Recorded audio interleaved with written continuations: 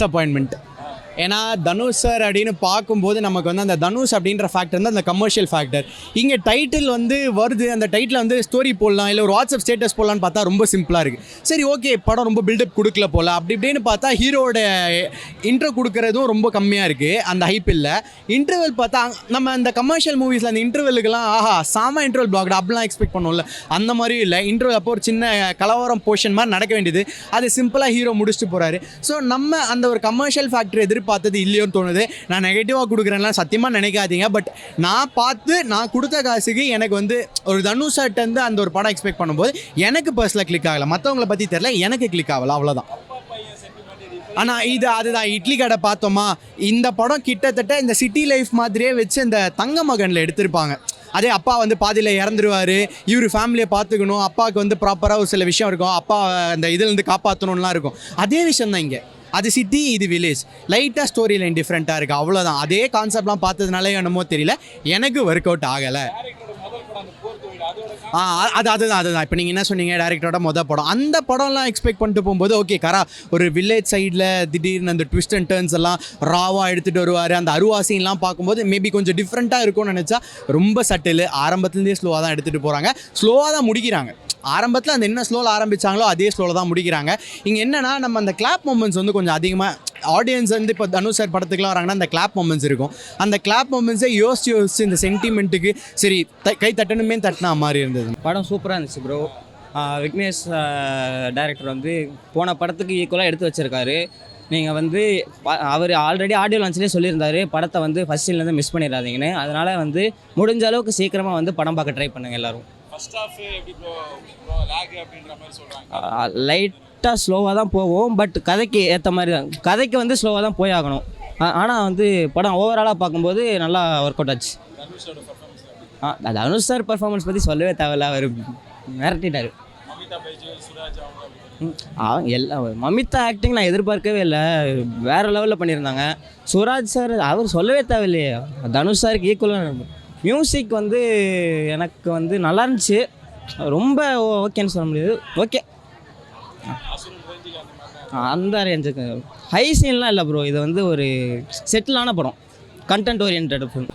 நல்லா தான் ப்ரோ இருக்குது, பார்க்கலாம் ஒரு முறை. நல்லா இருக்குது, டிஃப்ரெண்ட்டாக இருக்குது, ஒரு முறை பார்க்கலாம். அதாவது நாங்கள் எதிர்பார்த்த மாதிரி இல்லை, நான் வந்து ஒரு கர்ணன் அசுரன் மாதிரி இருக்கும்னு நினச்சேன், அந்த அளவு இல்லை. ஆனால்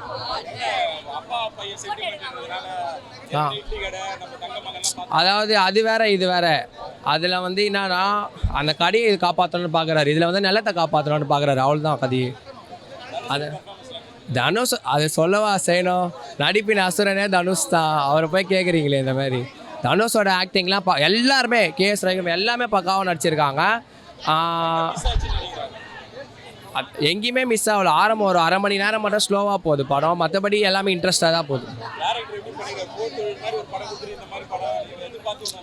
போர் தொழில் அது வந்து நாங்கள் அன்எக்ஸ்பெக்டட் தான், அது நாங்கள் எதிர்பார்க்கல, ஆனால் அது ஹிட் ஆச்சு. இது நாங்கள் எதிர்பார்த்தோம், இது பார்ப்போம் ஹிட் ஆகுமா என்னான்ட்டு பார்ப்போம். ரொம்ப நல்லா இருக்கு ப்ரோ. தனுஷோடைய பெர்ஃபார்மன்ஸ் வந்து நம்ம சொல்லவே தேவையில்லை. அவருடைய பெர்ஃபார்மன்ஸ் ஒரு படத்துக்கு ஏற்ற மாதிரி தான் கொடுப்பாரு. இந்த படத்துலையும் அதுக்கேற்ற மாதிரி ஒரு சாதாரண ஒரு விவசாயி மகனா அவருடைய பெர்ஃபார்மன்ஸ் பயங்கரமாக கொடுத்துருக்காங்க சார். இல்லை ஃபஸ்ட் ஹாஃப் லேக் அந்த மாதிரிலாம் எதுவுமே கிடையாது சார். ஃபஸ்ட் ஹாஃப் லேக்னு சொல்கிறவங்களாம் என்கிட்ட கொண்டு வாங்க. ஃபஸ்ட் ஹாஃபில் வந்து ஒரு பேக் ராபரி சீன் இருக்குது. அந்த பேக் ராபரி சீனில் கண்டிப்பாக சொல்கிறேன், எல்லாருமே வந்து சீட் கார்னரில் கூட வச்சு படத்தை பார்க்க வைக்கிறாங்க. அதே மாதிரி அந்த ஒரு விறுவிறுப்பு பரபரப்பு, அவங்க என்ன பண்ணுறாங்க, என்னடா மாட்டிக்க போகிறாங்களா அப்படின்ற மாதிரி நம்மள அந்த படத்துக்குள்ள இழுத்து போயிட்டாங்க அப்படின்னு தான் சொல்ல முடியும். எல்லாருமே படத்தில் லேக்லாம் எல்லாமே இல்லை.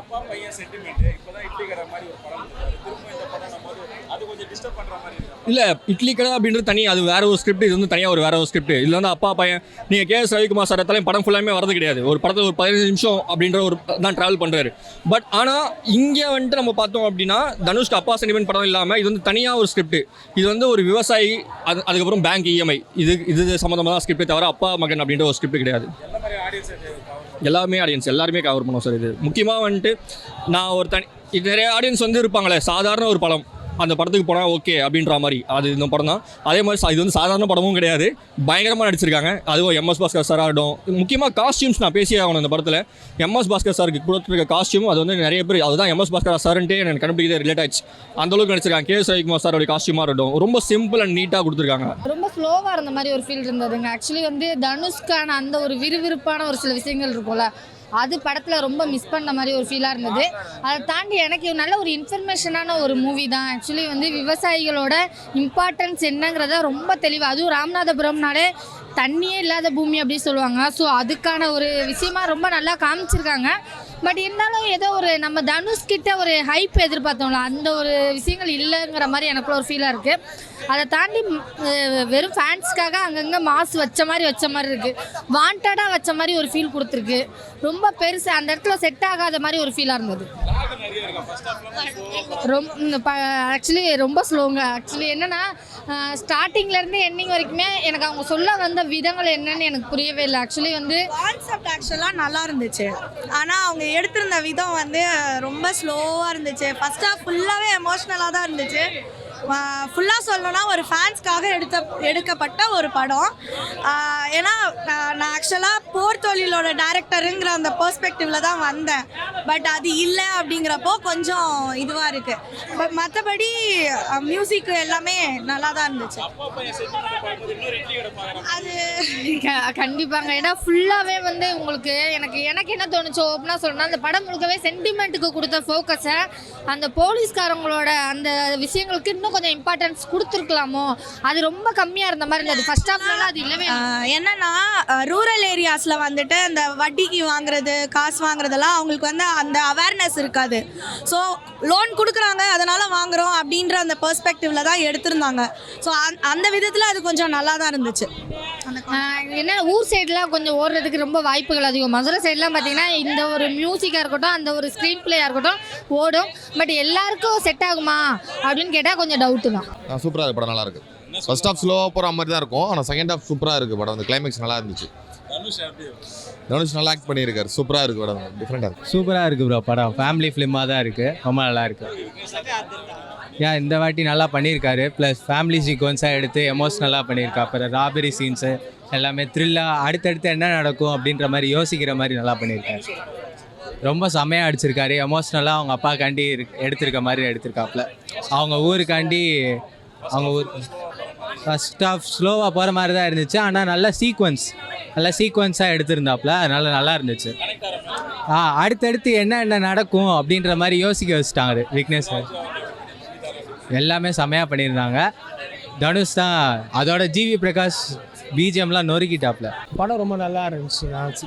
சீக்வன்ஸ் இந்த ரைட்டிங் வந்து செம்மையாக பண்ணியிருந்தார் டேரக்டர். இந்த மூட்டை துறக்க சீக்வன்ஸ் ஒன்று இருக்கும், அதாவது செகண்ட் ஹாஃபில் வந்து சூப்பராக ஒர்க் அவுட் பண்ணியிருந்தார். அந்த ரைட்டிங் வந்து உண்மையாலே நல்லா இருந்துச்சு. இந்த பேங்க் லோன்லாம் இது பண்ணால் என்னெல்லாம் அஃபெக்ட் ஆகும் அப்படின்னு காட்டியிருந்தாங்க.